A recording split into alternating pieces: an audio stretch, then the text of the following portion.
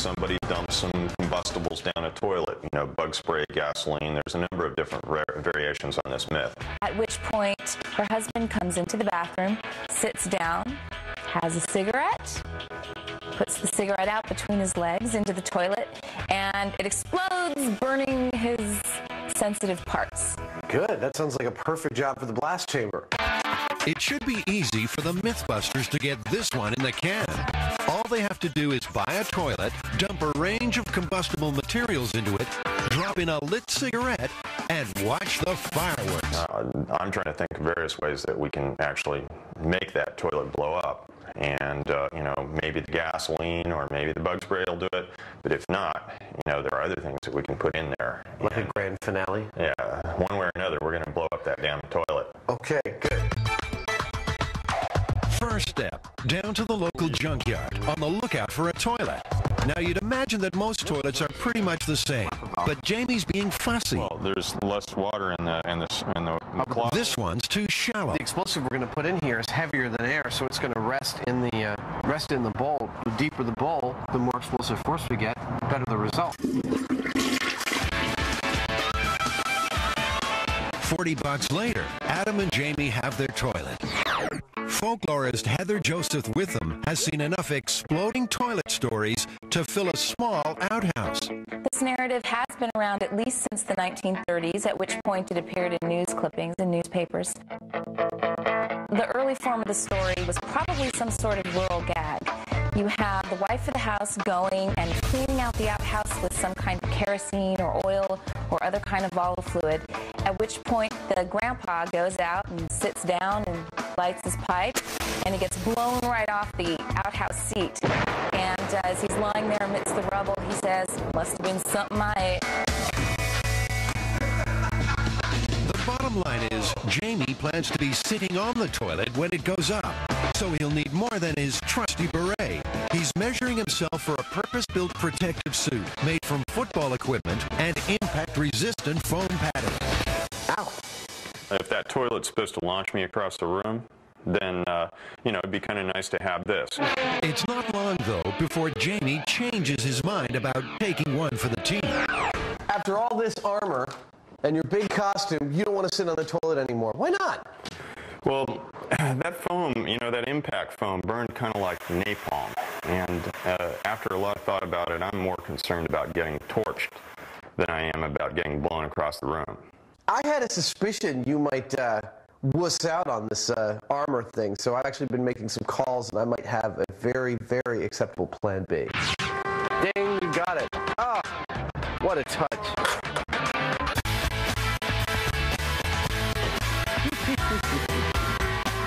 In this box right here is the new star of MythBusters.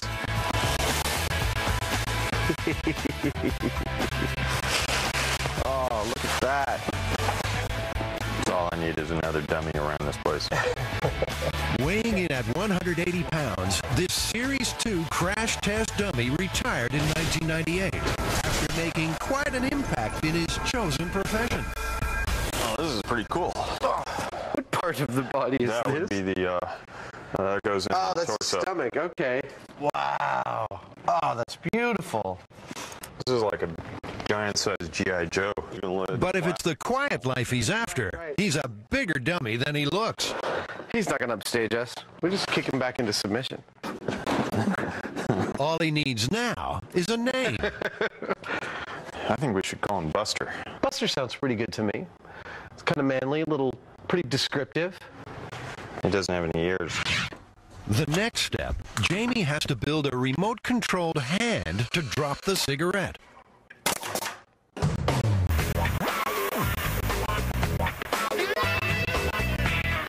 That's probably the best thing. Okay. Adam and Jamie have also had to build their very own blast chamber. It's made from a bulletproof material called Lexan, the same substance used in aircraft windows. Hopefully, it will survive its maiden voyage.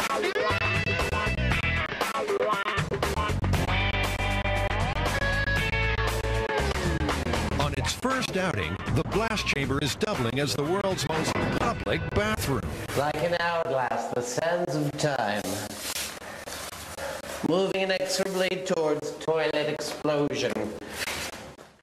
Inside, a high-speed camera has its beady eye trained on the bowl. It's running at 1,000 frames per second, 40 times faster than the average camcorder. The more frames exposed, the slower the picture. Normal camera, high-speed camera. The temperature inside the chamber is already climbing. The hotter it is, the easier it should be to ignite the fuel. While the chamber should easily contain any explosion, the MythBusters have called for backup, just in case. Have you never heard this myth before? No, actually I haven't heard this one. Found a few people on the toilet, but never because of a toilet explosion. Falling off the toilet, a lot of like bathroom problems. Falling off the toilet? Never actually exploding. The local fire marshal's on hand to oversee proceedings. So we've designed this with, it's covered with polycarbonate that won't shatter or go anywhere. It's securely bolted, as well as it's made in 2 separate halves, so that if there is any kind of general explosion in there, it'll just open. Is there that much of a difference between, like a coal or an ember dropping into a propellant and an actual lit flame? It depends on how much surface area you have on that coal. So a coal can light like a cigarette butt? Yeah, smoldering, yes. Combustible number 1. MythBusters hairspray. It's what I use to keep my dew in line. How much of this stuff am I supposed to put in there? Myth said that the can propellant got stuck open. So not knowing what to do with it, she emptied it out in the toilet. So I'd put a whole bunch in there. Oh, yeah? Yeah. Okay. When you start to get dizzy, it's probably time to leave. Okay. A sensor measures the level of flammable vapor inside the chamber. It would seem we have some combustible gases in here. We're loaded and ready for ignition. Come on, say something cool. Release mechanism dropping by. That's it. Okay, 3, 2, 1, go.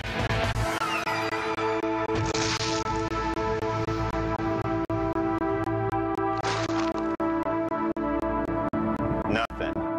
Not exactly hair-raising stuff. Well, time to move on to the next test. Bug spray. All right. It seems the smoldering tip of the cigarette is not producing enough heat to reach the flash point of the hydrocarbons. I mean, we're totally duplicating the circumstances of the myth. Lit cigarette, bug spray. It's not like anyone tried to reach an ideal air-fuel mixture. Bug spray and hairspray aren't the most flammable things in the world. And also, it's a cigarette with a coal on it. It'd be better to have a nice open flame to it. It's time to move outside the confines of the myth and see if a naked flame can spark some life. More bug spray. If it doesn't do it on this one, I don't think it's happening. We still got a few more things to try, though, so be patient. All right. All right. This time, Jamie's giving it both barrels. The sensor's squealing. Okay, here goes. There, go. Did it go in the toilet? It did, and there was actually a little poof in the toilet. Well, hardly 4th of July. Poof. We have poop. Testing 1, 2, 3. Time for butane to step up to the plate.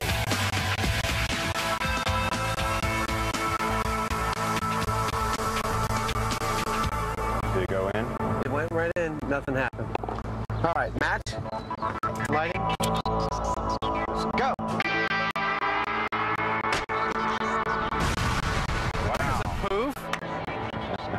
Finally. That is not enough to blast somebody off the seat. You don't think so? No. Yeah, I don't think so either. The MythBusters are struggling to make the exploding toilet myth anything more than a flash in the pan. But this isn't the first time someone has put this story to the test.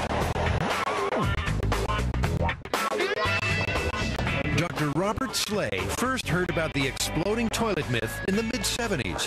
Intrigued, he conducted his own myth-busting experiment. I myself in Texas am investigating this with a large watermelon, and a full can of spray was only able to singe the bottom of the watermelon, not to have it leave the toilet.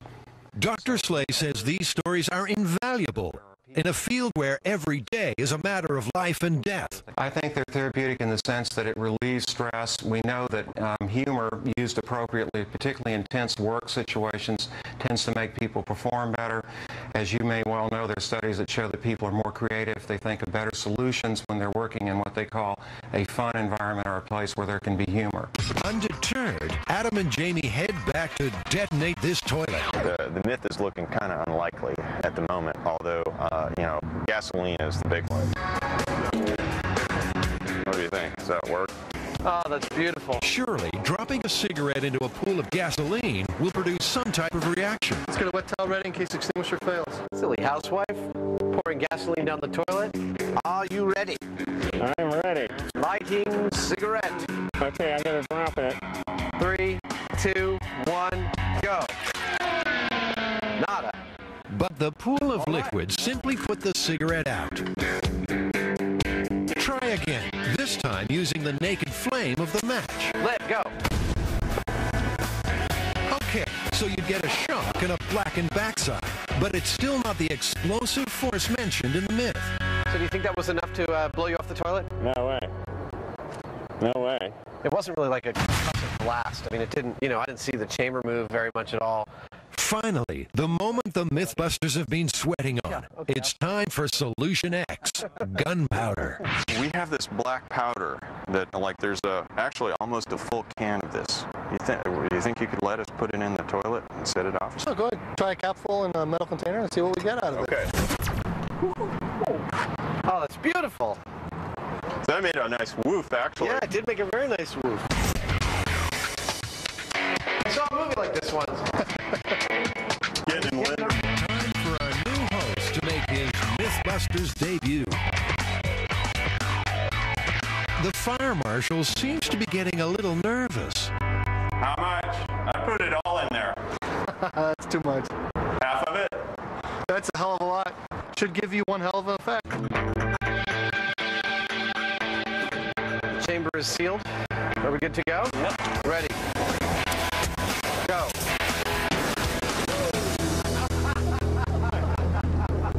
Well, I tell you what, you know, That was great. It didn't even move him. No, he didn't even move. It did blow his pants up, though. He's still holding the cigarette. That was fun. Congratulations. Not even half a tin of gunpowder could unseat our new star. If anything, it just enhanced his smoldering good looks.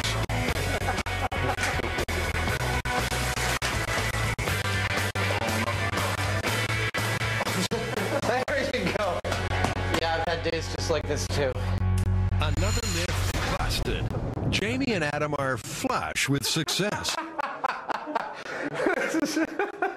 This is perfect amount of carnage.